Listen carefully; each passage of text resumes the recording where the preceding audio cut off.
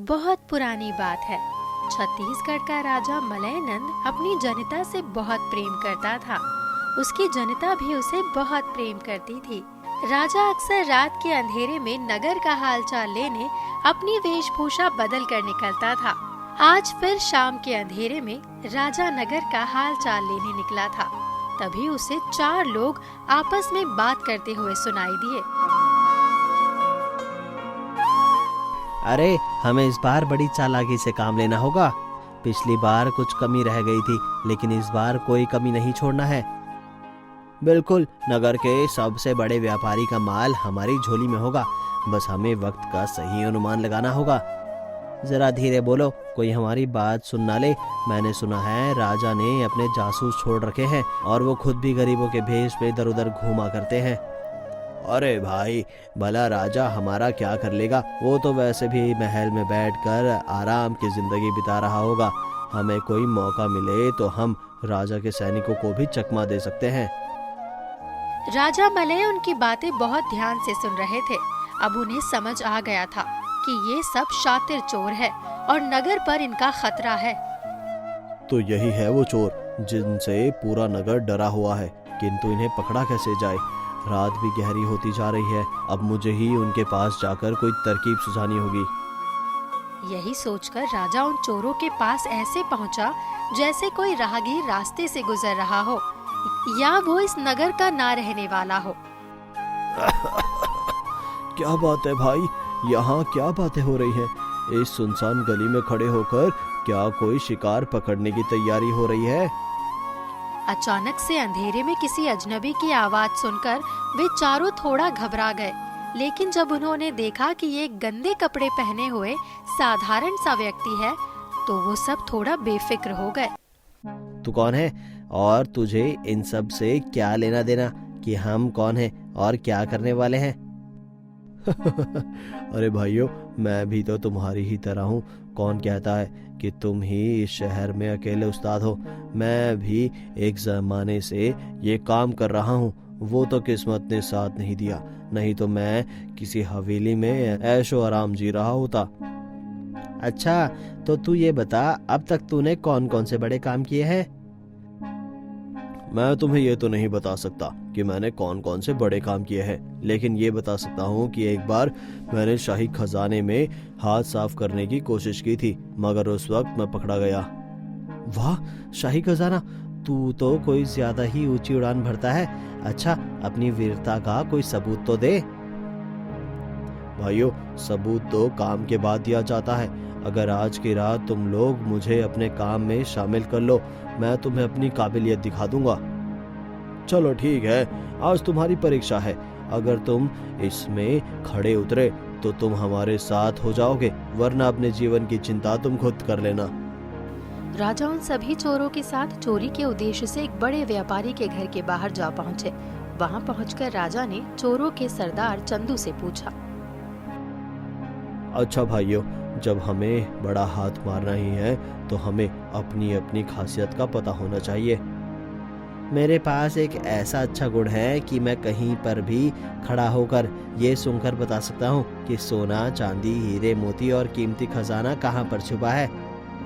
मैं जानवरों की आवाज समझ सकता हूँ, कुत्ते, बिल्ली आदि सबकी बातें समझ सकता हूँ कि वो एक दूसरे से क्या कह रहे हैं। क्या तुम सब जानवरों की बातें समझ सकते हो? हाँ, इसी खासियत के कारण कई बार हमारी जान भी बच पाई है।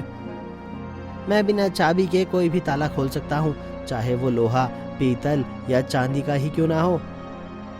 मेरा गुण सबसे खतरनाक और काम का है। मैं एक बार किसी आदमी को अंधेरे में देख लूँ तो फिर उसे दोबारा पहचानने में कोई गलती नहीं करता। अच्छा, अगर तुम रात के अंधेरे में किसी को भी देख लो तो सुबह उसे पहचान सकते हो? हाँ, बिल्कुल। अच्छा, तो इसका मतलब है कि हमारी टोली बहुत ही जबरदस्त है। हम सब ने तो अपनी खासियत बता दी, लेकिन तुमने तो अभी तक कुछ बताया नहीं। तुम भी तो बताओ, तुम्हारे अंदर क्या गुण है? भाइयों, मेरे अंदर जो गुण है वो बहुत अलग और अनोखा है। अगर हम लोग कभी किसी मुसीबत में फंस जाए तो मेरी आंख के एक इशारे से हम लोगों की सजा भी टल सकती है। क्या सिर्फ नजर के इशारे से सजा माफ हो सकती है? अगर हम कभी चोरी करते पकड़े गए तो हमारी सजा टल सकती है। लेकिन भाइयों, इन सब छोटी मोटी चोरियों से कुछ होने वाला नहीं है। अगर जिंदगी बदलना चाहते हो तो राजा के खजाने पर हाथ साफ करो। ये हुई ना बात, वहाँ हमें इतना धन मिल जाएगा कि दोबारा चोरी करने की जरूरत नहीं पड़ेगी। सभी राजा की इस योजना में शामिल हो गए। राजा भी अंदर ही अंदर बहुत खुश हो रहा था। सभी तेजी से राजा के महल की ओर बढ़ने लगे। धीरे धीरे वे सभी महल के बहुत नजदीक पहुंच गए कि तभी एक कुत्ता जोर जोर से भौंकने लगा। भाइयों, ये कुत्ता तो कह रहा है कि हमारे साथ नगर का राजा चल रहा है। ये क्या कह रहा है? ऐसा कैसे हो सकता है? अरे भाई, ऐसा भी तो हो सकता है कि ये कुत्ता भविष्य में होने वाले राजा की बात कर रहा हो। हो सकता है कि तुम चारों में से कोई इस नगर का राजा बन जाए। भाई, तुम भी अच्छा मजाक कर लेते हो। सभी ने कुत्ते की बात को अनसुना कर दिया और आगे बढ़ गए और छुपते छुपाते महल के अंदर घुस गए। वहाँ पर खड़े होकर रघु ने कहा, भाइयों, खजाना ज्यादा दूर नहीं है, उत्तर की दिशा में ही खजाना है। सभी रघु के पीछे चलने लगे और खजाने के खुफिया द्वार पर जा पहुँचे। बदलू भाई, मैं खजाने के गुप्त द्वार तक ले आया। अब ताला खोलने की जिम्मेदारी तुम्हारी। जल्दी खोलो ताला। बदलू ने अपनी जेब से एक तार निकाला और ताले में डालते ही बड़ी सफाई से ताला खोल दिया। वे सभी दरवाजा खोलकर अंदर चले गए। अंदर पहुंचते ही सब सन्न रह गए। हर तरफ बेशुमार दौलत पड़ी थी। भाइयों, अब ये सब दौलत हमारी हो चुकी है। अब हमारी जिंदगी बहुत ही आराम से कटने वाली है। हाँ भाई, अब हमें कभी चोरी करनी नहीं पड़ेगी। खजाना लूटकर वे सभी महल के बाहर आ गए। सबने लूटी हुई दौलत आपस में बांट ली। उनमें का एक हिस्सा राजा को देते हुए चंदू बोला, भाई, तुमने हमारी बड़ी मदद की है, ये लो अपना हिस्सा। नहीं भाइयों, मुझे ये सब नहीं चाहिए। मैं तो बस तुम्हारे साथ यूं ही आ गया था। अरे भाई, इतनी दौलत कौन ठुकराता है? ये दौलत मेरी किस्मत में नहीं लिखी थी। तुम लोग ये आपस में ही बांट लो। लेकिन मैं और बदलू मवेशियों की मंडी के पीछे वाले सराय में रहते हैं और संता और रघु नगर के बाहर के सराय में। फिर कभी चोरी की योजना बनानी हो तो हमें भी बुलाना। वे सभी राजा की असली पहचान से अनजान थे। सभी अपना खजाना लेकर चले गए।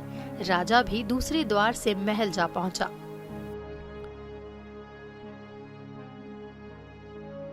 ये सभी भले ही चोर हैं, लेकिन इनके अंदर बहुत ही अच्छे गुण हैं। अगर इन गुणों का सही इस्तेमाल किया जाए तो ये मेरी सेना में सबसे बेहतरीन सिपाही बन सकते हैं। अगर मैंने इन्हें पकड़कर कारागार में डाल दिया तो इनके गुण नष्ट हो जाएंगे, और इन्हें सही जगह पर रख दूं तो ये बेशकीमती सिपाही बन सकते हैं।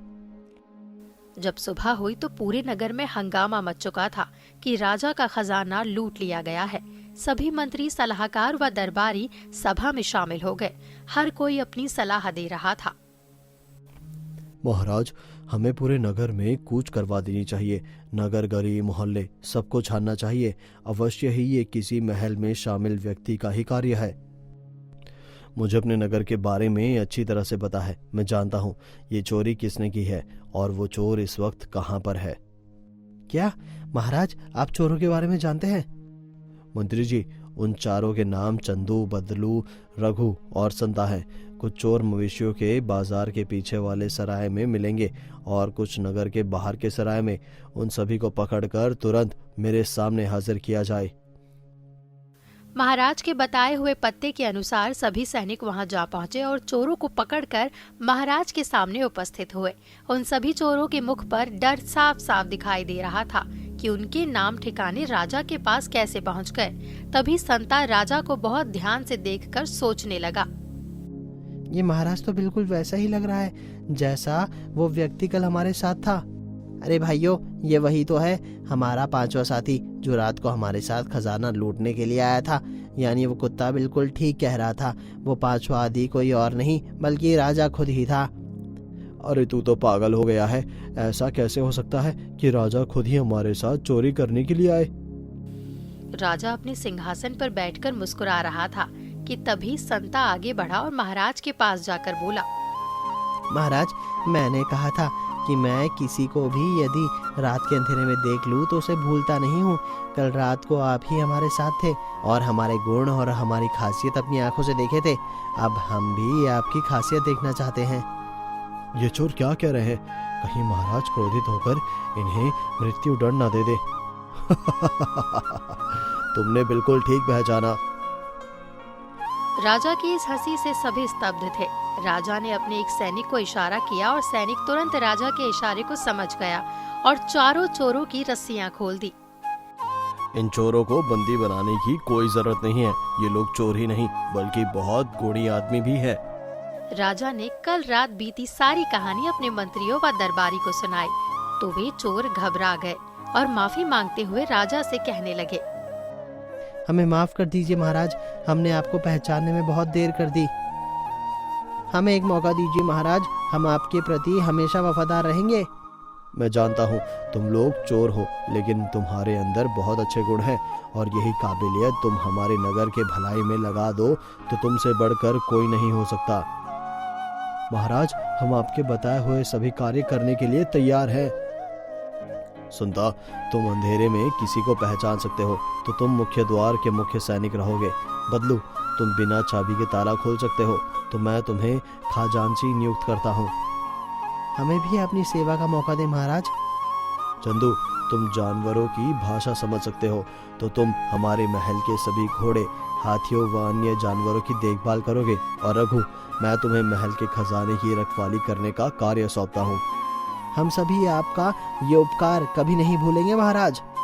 महाराज की जय हो, महाराज की जय हो।